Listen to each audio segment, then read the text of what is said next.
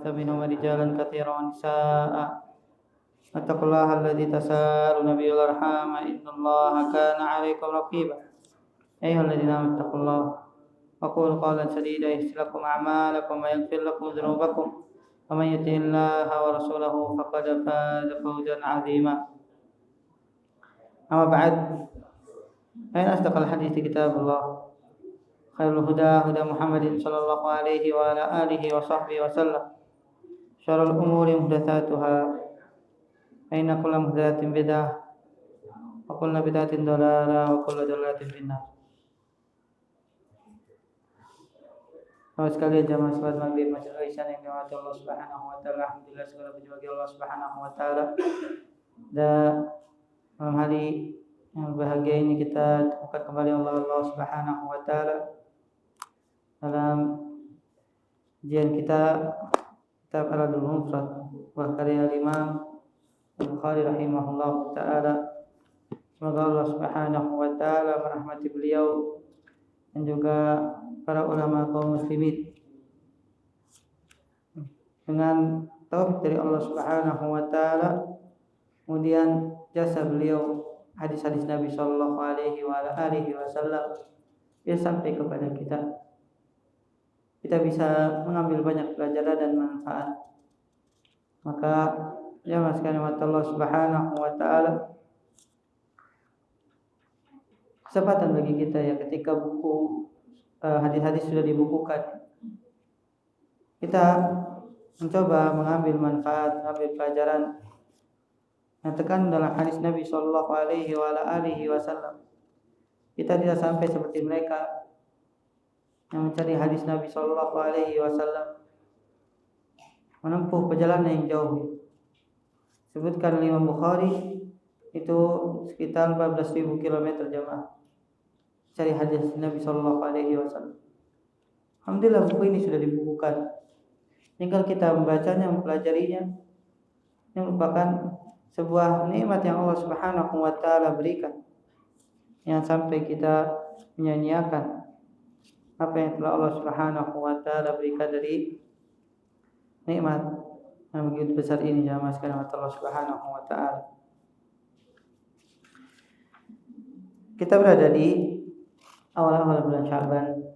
Sedikit anak mengingatkan kepada diri anda dan juga kepada jemaah sekalian yang mati Allah Subhanahu wa taala, misalnya bulan Sya'ban bahkan bulan yang kata Nabi sallallahu alaihi wasallam yakfulu anhu katsirun minan nas.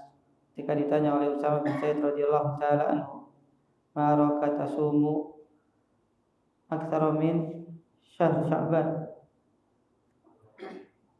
Limadha ya Rasulullah?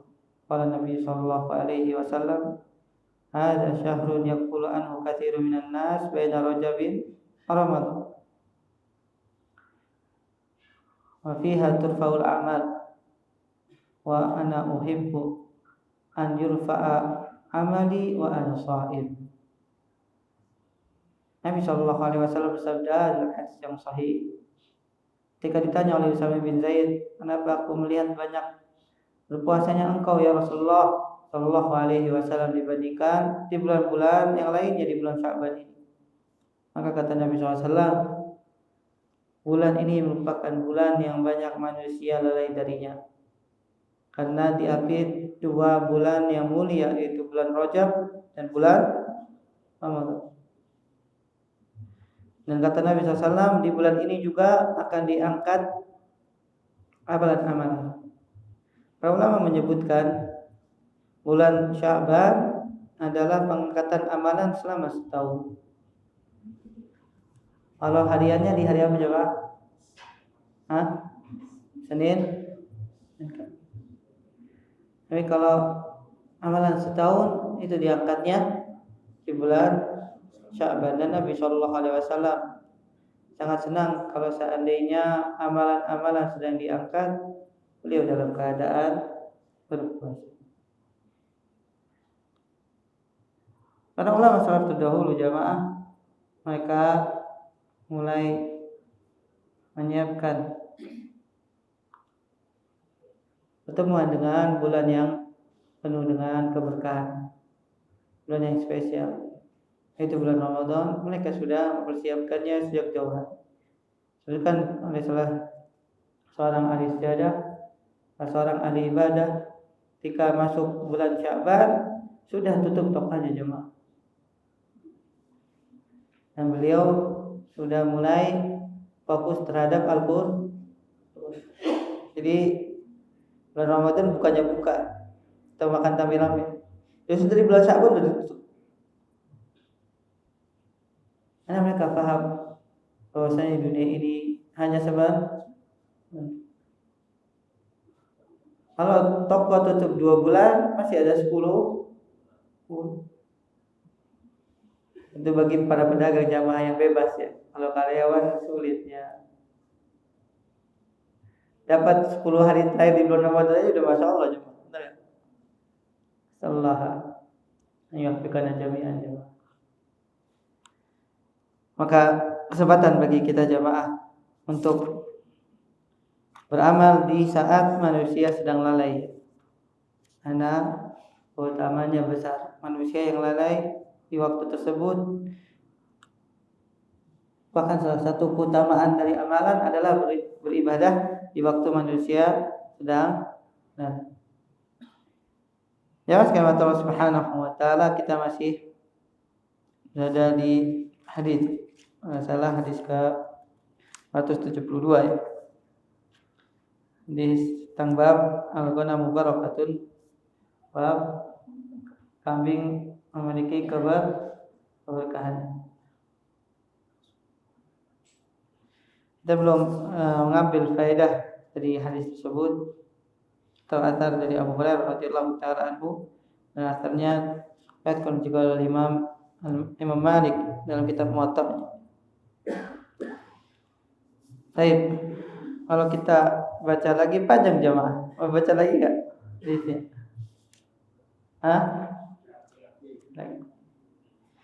Qala rahimahullahu taala,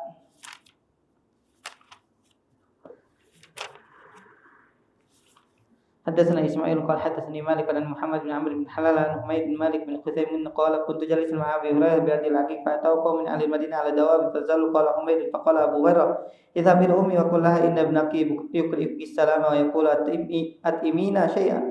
قال فوضعت 3 أقراص من شعير وشيئا من زيت وملح في صحفة فوضعتها على رأسي فحملتها إليهم فلما وضعته بين أيديهم كبر أبو هريرة وقال الحمد لله الذي أشبعنا من الخبز بعد أن لم يكن طعامنا إلا السودان التمر والماء. فلم يصب القوم من الطعام شيئا فلما انصرفوا قالوا يا ابن أخي أحسن إلى غنمك وامسح الرغام عنها وأتب مروحها وصل في ناحيتها فإنها من دواب الجنة والذي نفسي بيدي ليوشك أن يأتي على الناس زمن تكون الثلة من الغنم أو ثلة من الغنم أحب إلى صاحبها من دار المروة.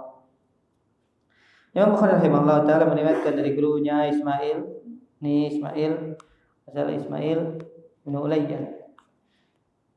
Ini adalah seorang istiqah dari Malik, Imam Darul Hijrah, Imam Malik an Muhammad bin Amr bin Halhalah.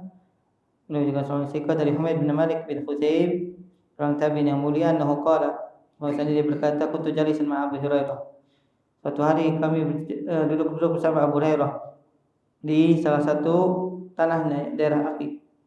Kemudian datang suatu kafilah dari kota Madinah dengan kendaraan mendatanginya. Lalu mereka turun. Humaid berkata, lalu Abu Hurairah berkata kepadaku, pergilah kepada ibuku dan katakan kepadanya, anakmu mengirim salam untukmu. Dan ia juga berkata, berilah kami suatu makanan. Lalu ibunya meletakkan 3 roti pipih dan minyak serta garam di atas sebuah nampan. Lalu ia menempatkan itu semua di atas kepalaku dan aku membawanya kepada mereka. Tatkala aku letakkan di hadapan mereka, Abu Hurairah bertakbir, segala puji bagi Allah yang telah membuat kami kenyang dengan roti sebelum kami tidak memiliki makanan kecuali kurma dan air. Lalu kafilah itu memakannya sampai habis. Ketika mereka hendak pergi, maka Abu Hurairah radhiyallahu taala anhu berkata, wahai putra saudaraku, berbuat baiklah kepada kambingmu dan hilangkanlah debu darinya, serta perbaikilah kandangnya dan sholatlah di dekat, karena kambing merupakan atau domba merupakan salah satu dari binatang surga. Kata Abu Hurairah, demi Rabb yang jiwaku berada di tangannya, beliau sampai bersumpah akan datang suatu zaman sekawanan kambing itu lebih disukai oleh orang tersebut daripada istananya Marwan. Dan Marwan, maksudnya Marwan Ibnu Al-Hakam, salah seorang khalifah Bani Umayyah. Ya, sekalian Allah Subhanahu wa taala, kita ambil beberapa faedah dari hadis ini atau athar ini yang disebutkan oleh Syekh Muhammad Said Ruslan. Al-haddu ala ittikhadil ghanam li'annaha barakah. Motivasi atau anjuran untuk memelihara kambing jamaah karena kambing memiliki keberkahan. Dan juga al-haddu ala ihsani ilaiha, motivasi juga untuk berbuat ihsan, berbuat baik kepada kambing-kambing tersebut.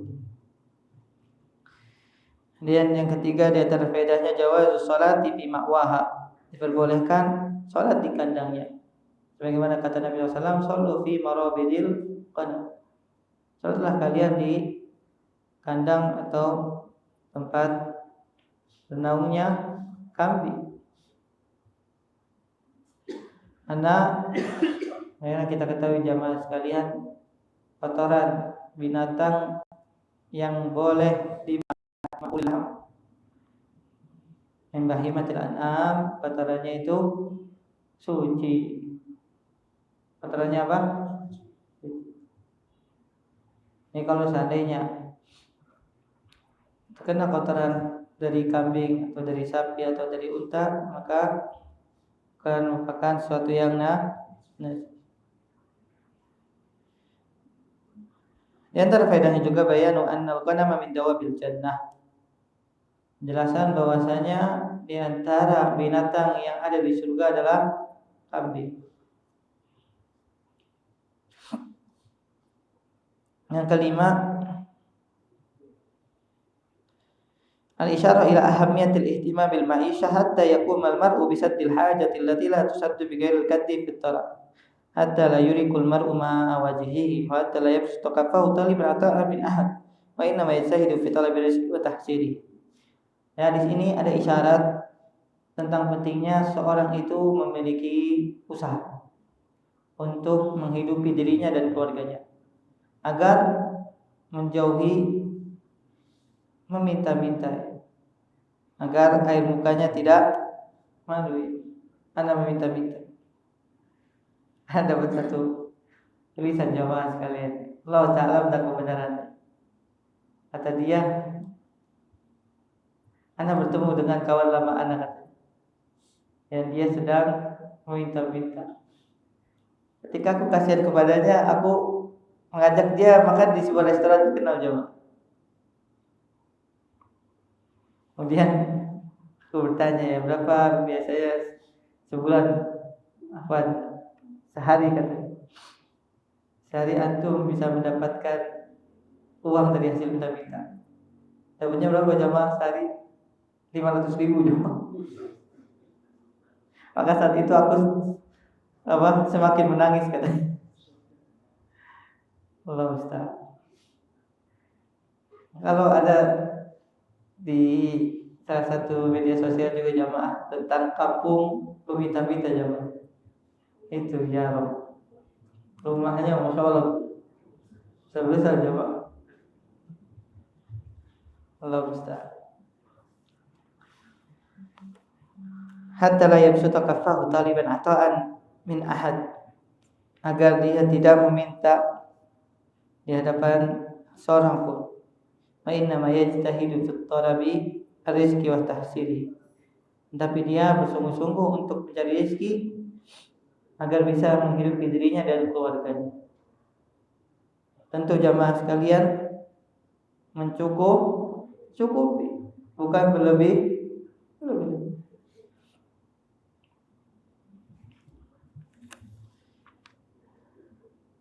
Di antara faedahnya juga disebutkan di sini dalilun ala jawazil isbar bima kana alaihi al-mar'u min syiddah li'arifa ni'matallahi ala ibadatil kasyiddah. Dari asal ini diperbolehkan jamaah sekalian untuk mengabarkan keadaan seseorang sebelum dia mendapatkan nikmat. Sebagaimana Abu Hurairah mengatakan, Dahulu kita hanya biasa makan al-aswada, air dan kur. Dan sekarang kita bisa kenyang dengan roti yang berasal dari gandum. Untuk apa? Untuk mengetahui akan nikmat Allah Subhanahu wa taala yang telah Allah Subhanahu wa taala karuniakan kepada. Ini juga salah satu cara agar kita bersyukur. Kadang seseorang lupa ya keadaan dia dahulu, hingga ketika dia sudah mendapatkannya dia ingin mendapatkan yang lebih ya. Padahal dahulu dia mendapatkan apa dari Allah Subhanahu wa taala. Maka Abu Hurairah radhiyallahu taala di antara cara agar bersyukur adalah dia mengingat dahulu dia tidak mendapatkan karunia yang lebih dari Allah Subhanahu wa taala, dan pun sekarang Allah Subhanahu wa taala lebih. Maka inilah cara bentuk syukur atau menghadirkan rasa syukur kepada Allah Subhanahu wa taala. Dan itulah manusia jamaah. Bagaimana Allah Subhanahu wa taala firman, innahu kana zaluman jahul. Manusia itu benar-benar zalim dan bodoh. Di antara bentuk kezaliman adalah dia lupa akan nikmat Allah Subhanahu wa taala. Yang diingat adalah musibah, kayaknya musibah terus. Padahal Allah Subhanahu wa taala banyak memberikan kepada dia nikmat. Di antara faedahnya juga dalil ala wujubi syukrin ni'mah wa idharaha syukran lillah. Jadi asal ini menjadi dalil wajibnya bersyukur kepada Allah Subhanahu wa taala atas nikmat yang telah diberikan dan menampakkannya sebagai perwujudan rasa syukur dia kepada Allah Subhanahu wa taala. Allah Subhanahu wa taala juga berfirman, wa amma bi ni'mati rabbika hadits. Dengan nikmat Rabb kalian tampakkanlah, yang menunjukkan rasa syukur seorang kepada Allah Subhanahu wa taala. Dari asar ini juga dalilun ala masyru'iyati wasiyatil alim li ghairihi bima yufidu wa yanfa'. Dalil disyariatkannya seorang ahli ilmu untuk atau seorang dai memberikan wasiat yang memberikan manfaat. Di antaranya disebutkan sini Abu Hurairah wasiatnya untuk berbuat baik kepada kambing. Dari asar ini juga kita bisa mengambil pelajaran dalilun ala jawazi sholati fi marabidil ghanam. Dalil diperbolehkannya untuk salat di kandang kambing. Wa bayanu anna abwalaha wa rji'aha tahirah wa laysat najisah. Dan penjelasan bahwasanya air kencingnya begitu juga kotorannya itu suci ya, dan bukan merupakan sesuatu yang dan kita harus membedakan jamaah antara kotor dengan tidak semua yang kotor itu najis, tapi setiap najis adalah kotor. Walaupun najisnya di sini ada najis hissi, ada najis ma'nawi. Kita juga bisa mengambil pelajaran selain dari apa yang disampaikan oleh Syekh Muhammad Sayyidul Islam Bidallahu ta'ala wa faqah, bahwasanya ketika dunia menjelang hari kiamat, maka fitnah akan semakin besar. Bahkan sampai Abu Hurairah bersumpah, dan beliau tidak menyadarkannya kepada Nabi Shallallahu Alaihi Wasallam, tapi beliau mengambilnya dari Nabi Shallallahu Alaihi Wasallam, karena dalam hadis diriwayatkan oleh Imam Bukhari dan Muslim, Nabi SAW juga pernah bersabda, akan datang hampir-hampir saja di antara harta yang paling baik yang dimiliki oleh seorang Muslim adalah apa? Kambing yang dia bawa gembalakan ke daerah bukit atau lembah. Yafirru bidinihi minal fitan. Dia pergi lari menyelamatkan agamanya agar tidak terkena fitnah. Bagaimana pernah kita bahas ya dalam majlis tentang fitnah. yang akan terjadi jamaah sekalian. Dan Nabi SAW yariku ba'duha ba'd. Dalam hadis Abdullah bin Amr bin Al-As radhiyallahu ta'ala anhuma, bahwasanya fitnah, setiap datang fitnah maka yang datang setelahnya lebih besar daripada yang sebelumnya. Dan di antara cara untuk terhindar dari fitnah adalah jamaah sekalian Allah Subhanahu wa taala itu pergi ke tempat-tempat yang terpencil, atau dalam istilah para ulama al-uzlah. Apa? Al-uzlah. Ada faedah yang disebutkan oleh para ulama tentang uzlah jamaah. Uzlah itu harus, sebelum seorang uzlah dia harus mempersiapkan dua hal. Yang pertama harus dengan ilmu. Harus dengan apa? Ilmu. Kalau seorang uzlah tapi tanpa ilmu, maka seperti para sufi. Orang sufi yang mereka uzlah di gunung-gunung jamaah, akhirnya ternyata didapati nggak sholat dia. Taunya malah justru mendapatkan maksud dari mana? Syair. Hanya ilmu harus dikuasai seorang atau harus dimiliki seorang sebelum dia mengasingkan diri, itu uzlah. Kemudian yang kedua,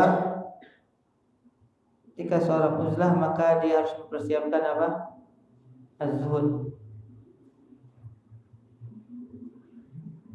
Dia harus benar-benar mengetahui akan tentang zuhudnya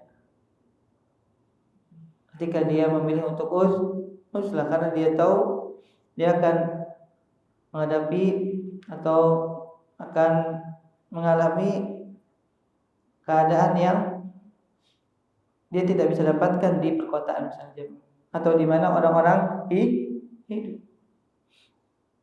Dia akan jarang ke pasar misalnya, akhirnya cuma yang ketemu kambing aja, atau misalnya orang paling 1-2. Karena kalau bertemu dengan manusia dia takut terkena fitnah. Jadi dia harus mempersiapkan senjata apa? Az-zuhud. Zuhud di dunia dalam rangka dia beruzlah. Tapi kapan kejadian tersebut? Nabi Shallallahu Alaihi Wasallam pernah bersabda,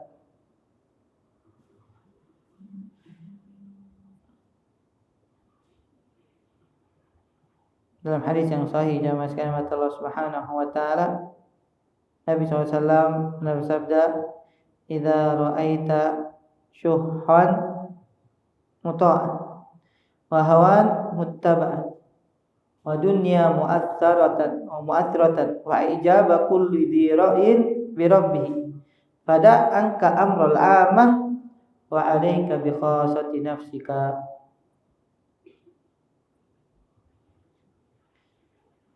Ya, sekalian Allah Subhanahu wa taala, hadis ini adalah hadis yang sahih. Hadis yang sahih. Nabi sallallahu alaihi wasallam bersabda, jika engkau telah melihat syuhan muta'an, ketamakan yang ditaati, dan hawa nafsu yang diikuti, kemudian dunia yang diutamakan, wa ijaba kulli dzi ra'in bi rabbih, dan takjubnya seseorang dengan pemikiran dia, merasa bahwanya pemikiran saya yang paling benar, dan meninggalkan Al-Quran dan Sunnah Nabi SAW. Maka Nabi SAW mengatakan pada angka amrul amah, maka tinggalkan perkara orang-orang yang ada di sekitarnya, wa alaika bi khassati nafsika, hendaklah dia mementingkan dirinya sendiri dan orang-orang yang berada di dekatnya dari keluar. Ini tangkapan seorang hendaknya dia beruzlah. Ini faedah jemaah sekalian.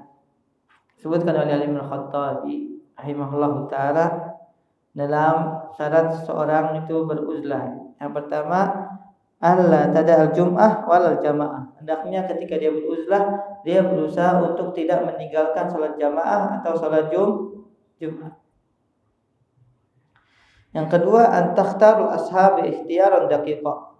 Hendaknya dia memilih kawannya dengan pilihan yang sangat-sangat apa jemaah? Sangat-sangat iya, selektif. Sangat-sangat selektif. Dan yang ketiga, hendaknya dia meninggalkan perkara-perkara yang mubah. Antatruka at-tabakkur wa tawassul fil mubah. Yang tadi disebutkan, hendaknya dia tinggalkan handphone. Kalau masih pegang handphone, masih bisa beli lewat handphone, boleh nggak coba? Itu yang disampaikan oleh Imam Khattabi rahimahullah taala dalam kitabnya Uzlah tentang syarat seseorang itu beruzlah. Baik, kita masuk hadis yang selanjutnya. Berkata Imam Bukhari rahimahullah taala, qala hadatsana Muhammad bin Yusuf qala hadatsana Waqi qala hadatsana Ismail al-Azraq an Abi Amr an ibn al-Hanafiyyah an Ali radhiyallahu taala anhu anna Nabiy sallallahu alaihi wasallam qala asyatu fil baiti barakatun wasyatani barakatani wa thalathu barakat. Imam Bukhari rahimahullah taala meriwayatkan dari gurunya Muhammad ibn Yusuf al-Firyabi, beliau adalah seorang yang thiqah. Dari Waqi siapa? Waqi ibnul Jarrah, seorang yang thiqah, guru dari al-Imam Asy-Syafi'i. Tapi beliau meriwayatkan dari salah seorang yang matruk. Siapa namanya? Ismail al-Azraq. Matruk adalah kondisi seorang rawi yang dikatakan oleh para ulama ditinggalkan. Ditinggalkan hadisnya. Bukan hanya dhaif, tapi apa? Ditinggal. Tanya ketika ada sanad hadis, ada perawi yang dinilai oleh para ulama matrukul hadis, maka hadisnya dhaif jiddan. Hadisnya sangat lemah. Dan Ismail al-Azraq ini katakan adalah seorang yang matruk, sebagaimana dikatakan oleh Imam Bukhari juga dalam kitab tarikhnya. Maka kita tidak menjadikan hadis ini sebagai hadis yang boleh dijadikan sandaran. Dari Nabi SAW beliau bersabda, satu kambing di rumah adalah satu keberkahan, dua kambing adalah dua keberkahan, dan tiga kambing adalah keberkahan yang banyak atau tiga keberkahan. Tetapi hadisnya adalah hadis yang dhaif jiddan jamaah sekalian Allah Subhanahu wa ta'ala. Baik. Bab yang selanjutnya, al-ibilu izzun li ahliha.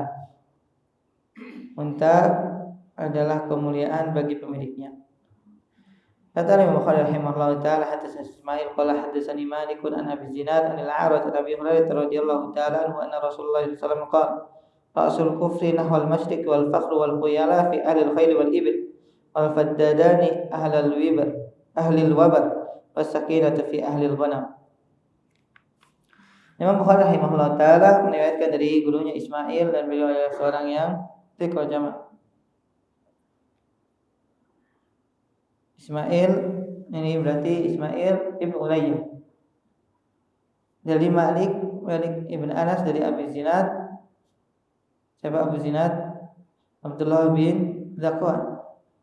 Anil A'raj Abdurrahman bin Hurmuz, dari Abu Hurairah radhiyallahu taala anhu. bahwasanya Rasulullah SAW bersabda, induk kekafiran berada ke arah timur, dan kebanggaan serta al-khuyala, kesombongan itu ada pada pemilik kuda dan unta. Wal faddadani ahli wabal. Al faddadan jamaah sekalian Allah Subhanahu wa taala, ini adalah sebuah julukan bagi orang yang mempunyai 100 hingga 1000 ekor unta. Ahlul wabal biasanya berada di dusun-dusun. Was-sakinatu fi ahlil ghanam, dan ketenangan itu pada pemilik kambing jamaah sekalian Allah Subhanahu wa taala. Hadis ini tidak perlu lagi kita ragukan tentang kesahihannya jamaah, karena hadisnya diriwayatkan juga oleh Imam Bukhari dalam kitab sahihnya, begitu juga oleh Imam Muslim. Ya, Imam Muslim. Hadis ini masih berkaitan dengan peliharaan. Seorang dalam bab al-ibilu izzun li ahliha. Ibil itu seekor unta, itu juga kuda. Itu akan menambahkan kemuliaan kepada seorang yang memilikinya. Dan ini zaman saat kuda dan unta sebagai salah satu binatang tunggangan. Ketika dimiliki unta dan juga kuda, maka akan menambahkan kemuliaan. Tapi perlu juga diperhatikan, jangan sampai kemuliaan tersebut membuat seorang akhirnya bangga. Kemudian bangga, ujub serta sombong jamaah. Ini harus diperhatikan bagi para pemilik kuda dan juga unta. Disebutkan di sini oleh Nabi sallallahu alaihi wasallam, ra'sul kufri nahwal masyriq. Ra'sul kufr, induknya kekafiran itu berada di mana? Daerah timur.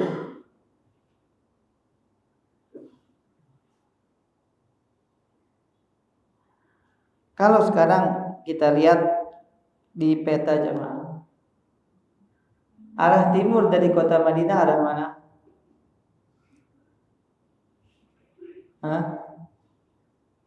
Arah timur itu arah Irak, Iran dan sekitarnya. Dan induk kekafiran berada di situ. Bahkan Rasul Dalalah itu mulai juga dari situ jauh. Dan ada sebuah hadis, ada sebuah kitab yang mengumpulkan hadis-hadis tentang masalah fitnah atau tentang masalah Rasul Kufur ini, yang ditulis oleh Syekh Masyhur Salman hafizallahu ta'ala, tentang negeri Irak ya. Karena Irak di sini maksudnya lebih luas daripada Irak zaman sekarang, karena Iran termasuk daerah Irak zaman dahulu.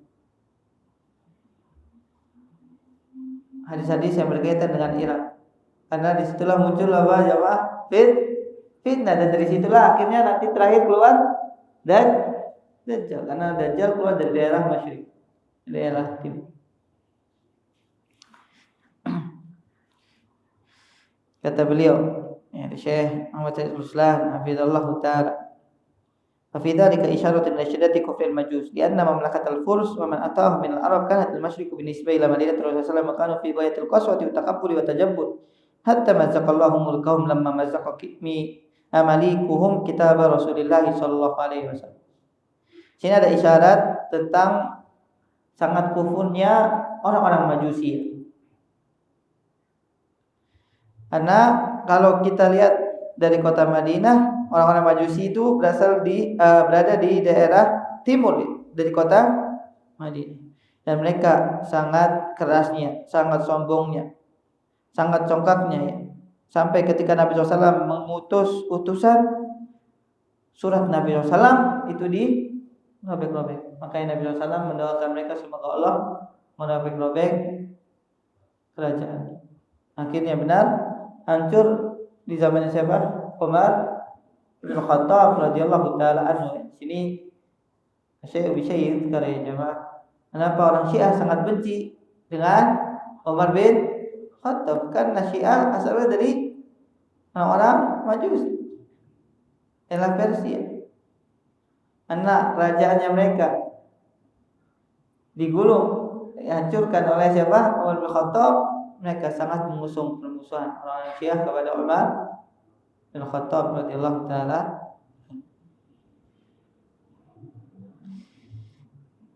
Wa mazala ila yaumin nasi hada.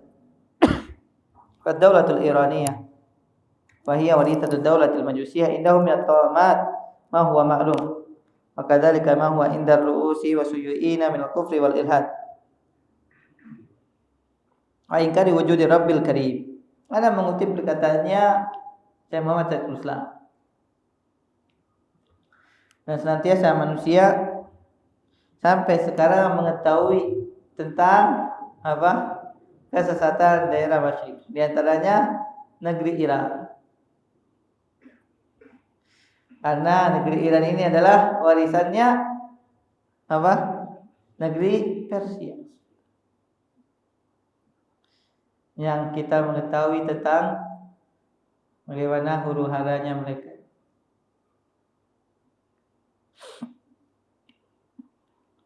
Dan di sekitar mereka juga atau di antara mereka juga ada ru'us,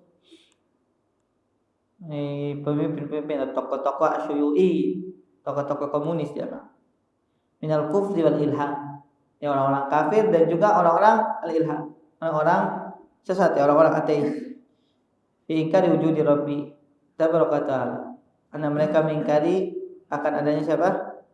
Allah Subhanahu wa ta'ala. Masuk ke saja mah. Maka dari yadharul Masihud Dajjal. Kata beliau ini juga senada dengan apa yang disampaikan oleh Nabi SAW. Bahwasanya disitulah tempat keluarnya Dajjal. Idyati min kibali Asbahan. Karena kata Nabi SAW, saya keluar Dajjal min Asbahan. Wa ma'ahu sab'ina alfan Yahudi. Akan keluar Dajjal dari arah Asbahan. Asbahan sekarang di mana? Di Teheran. Yatba'uhu sab'una alfan minal Yahud. Yang diikuti 70.000 orang Yahudi. Alaihimut toyalisah, yang mereka memakai toyalisah. Itu pakaian kebanggaan mereka. Ini dari daerah mana? Masyriq jam. Ini daerah di timur. Baik, kita dengar azan terlebih dahulu jemaah.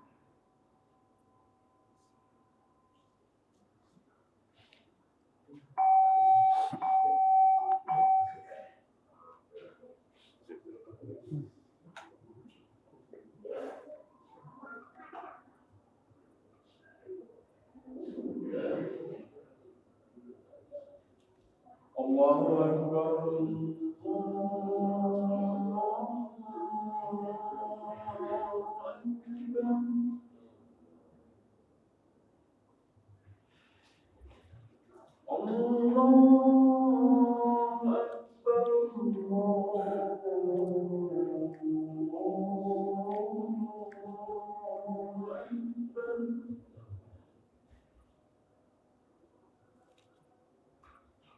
أشهد أن لا إله إلا الله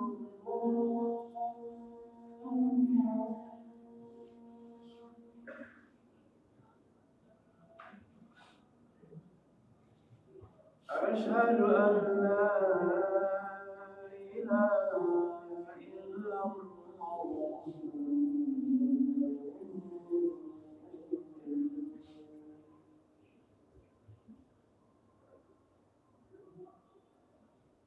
أشهد أن محمد رسول الله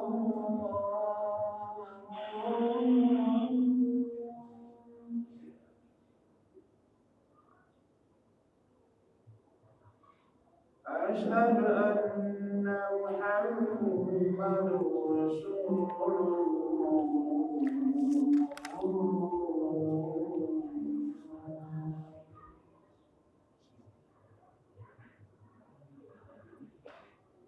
حي على الصلاة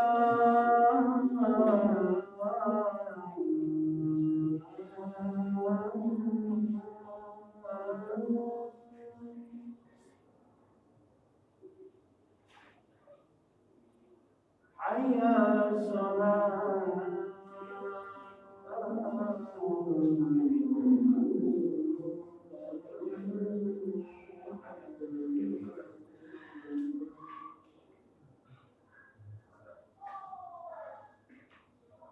حي على الفلاح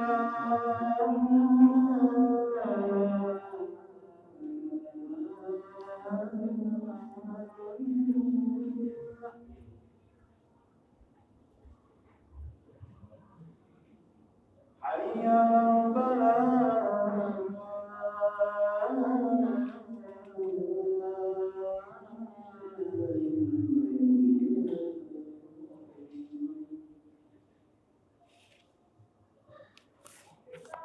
الله أكبر لا إله إلا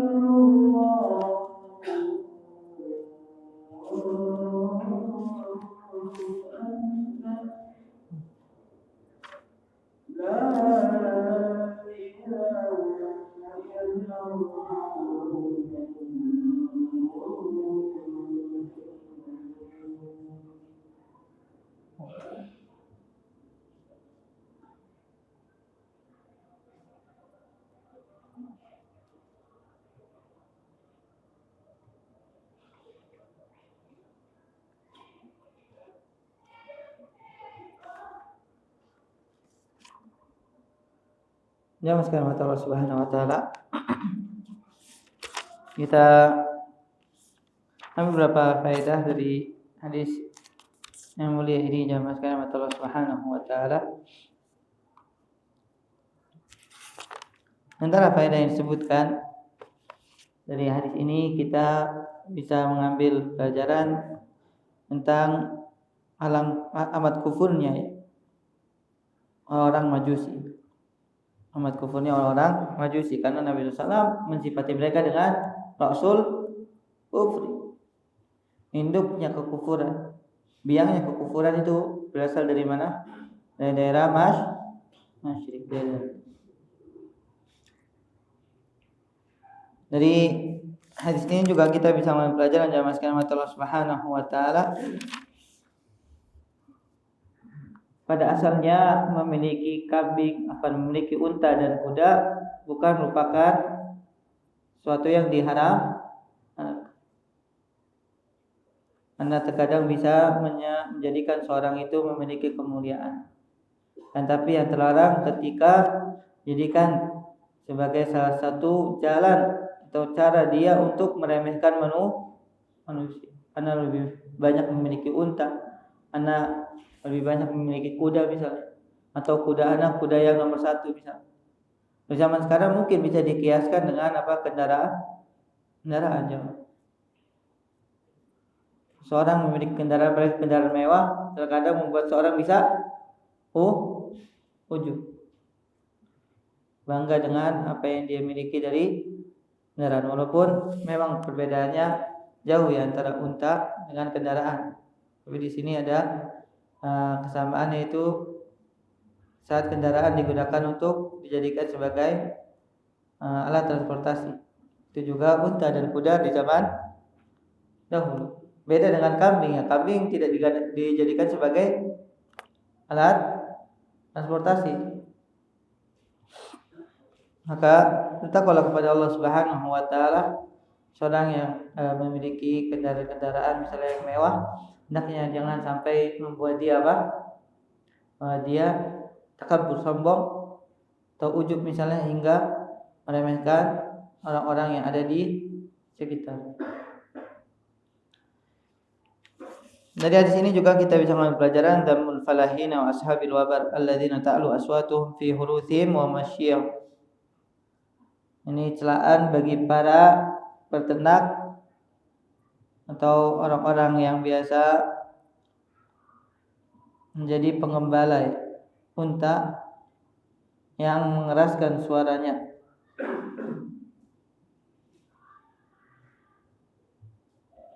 Listighalihim, dan kesibukan mereka mengurus binatang-binatang tersebut hingga membuat hati mereka keras ya jamaah.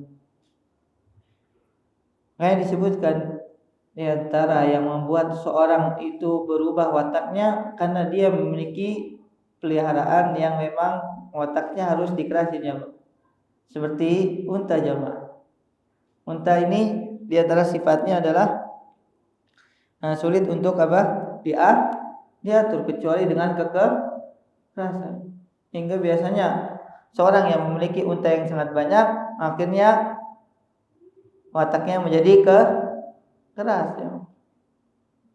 Sebagaimana kata Syekh Syahid Ruslan hafizallahu taala, al-mukhalatah turis taghayyuran fittiba alladhi yata'amalu ma'al ibil wa fiha qaswatun wa ghildatun wa shiddah laisa kalladhi yata'amal ma'al ghanam.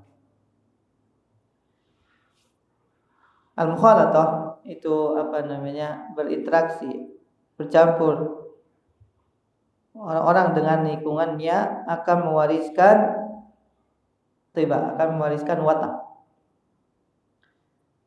Bagi para pengembala unta, maka akan dapati mereka biasanya lebih keras, lebih kasar. Tidak seperti mereka yang mengembala kambing. Karena kambing sifatnya itu tenang, teduh ya jemaah, dan tidak sulit diatur jemaah. Beda dengan unta. Dan ini memberikan pengaruh ya kepada watak seseorang.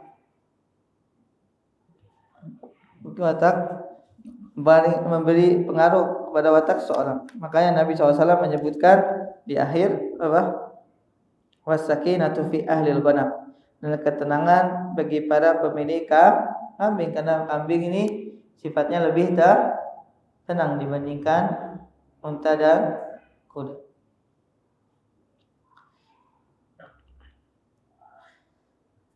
Di antara faedah juga yang kita bisa ambil dari hadis ini, para peternak kambing itu memiliki keistimewaan khusus karena ketenangannya dan tawaduknya. Dan mereka umumnya jamaah itu tidak terlalu bersemangat dalam berusaha mendapatkan kekayaan dan jumlah yang banyak. Tidak seperti si pemilik unta atau pemilik kuda. Ini bedanya para peternak kambing dengan para peternak unta atau pengembala unta.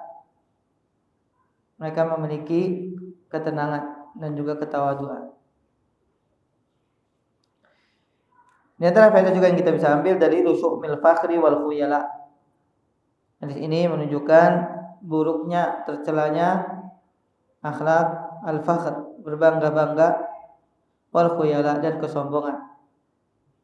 Wa annahu ghaliban, dan pada umumnya yakunu fi ahlil khayli wal ibil, dan biasanya didapatkan pada para pemilik unta dan kuda.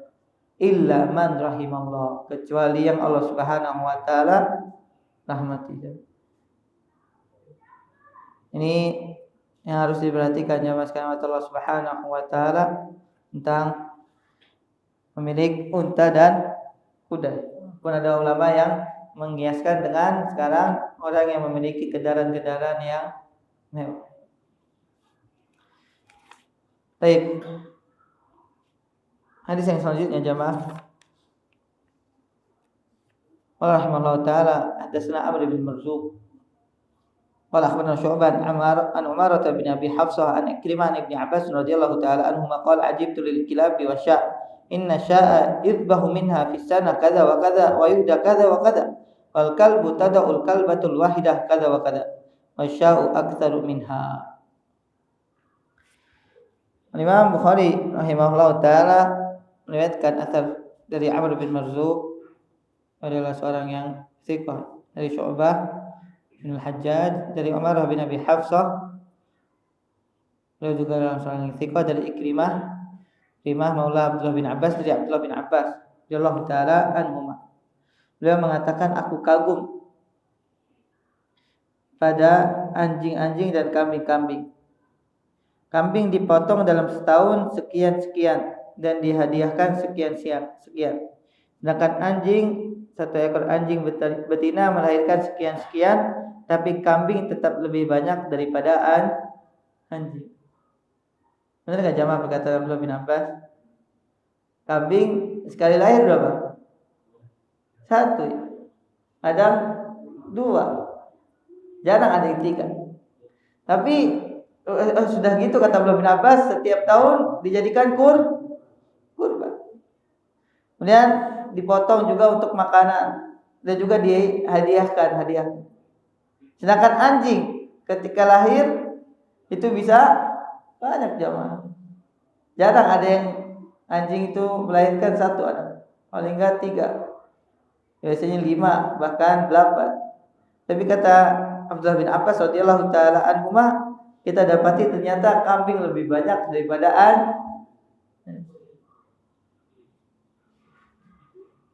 kambing lebih banyak kata Abdullah bin Abbas radhiyallahu taala anhuma daripada anjing. Padahal kalau secara hitungan matematika jemaah, seharusnya yang lebih banyak berkeliaran itu apa? Anjing. Bukan kambing. Ini kata pensyarah di sini yaitu Syekh Salafi, Muhammad Salafi dan Rasul Barat, beliau mengatakan ada isyarat bahwasanya kambing ini Allah Subhanahu wa taala berkahi. Ada perkembangan, ada pertambahan dan juga kebahagiaan orang yang memiliki. Ya, dalam hadis juga kita dapati ya, ittaqidul ghanam fa inna fiha barakah. Walaupun hadisnya tahu tentang kedaifan. Baik.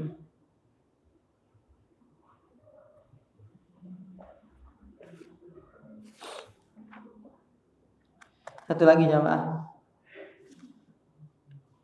Kata Imam Bukhari rahimahullah taala, hadatsana Qutaibah qala hadatsana Wahab bin Ismail an Muhammad bin Qais an Abi Hind al-Hamdani Abi Dhubyan qala li Umar bin Khattab, ya Aba Dhubyan, kam ata'uka qultu alfani 500.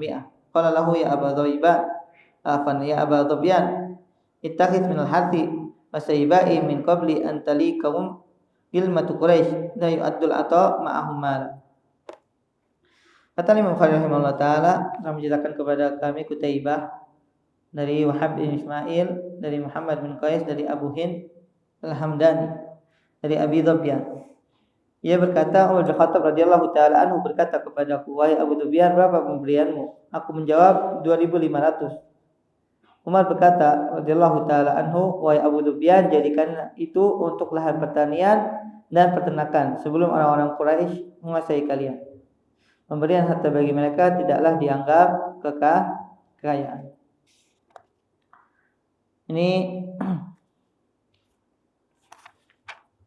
hadis yang selanjutnya terakhir jemaah, menutup bab. Rahimahullah taala, hadatsana Muhammad bin Bashar qala hadatsana Muhammad bin Ja'far qala hadatsana Syu'bah sami'tu Aba Ishaq sami'tu Abdah bin Hazan yaqul tafakhara ahlul ibil wa ashabu sya. Qala Nabi sallallahu alaihi wasallam, bu'itha Musa wa huwa ra'i ghanam wa bu'itha Daud wa huwa ra'in wa bu'ithu ana wa ana ar'a ghanaman li ahli bil ajiyad. Nabi sallallahu alaihi wasallam bersabda, Nabi Musa alaihissalam diutus sementara beliau adalah seorang pengembala kambing. Dan Nabi Daud juga diutus dan beliau adalah seorang pengembala kambing. Dan aku diutus sementara aku juga mengembalakan kambing milik keluargaku di Ajiyah. Ini merupakan jamaah sekalian Allah Subhanahu wa taala tentang keutamaan pemilik kambing. Bahwasanya para nabi sebelum diutus mereka memelihara kambing, bukan memelihara unta dan kuda. Allahu taala alam. Shawab. Mudah-mudahan apa yang kita bahas pada kesempatan kali ini bermanfaat. Subhanallah wa bihamdika, asyhadu an la ilaha illa anta, astaghfiruka wa atubu ilaik. Assalamualaikum warahmatullahi wabarakatuh.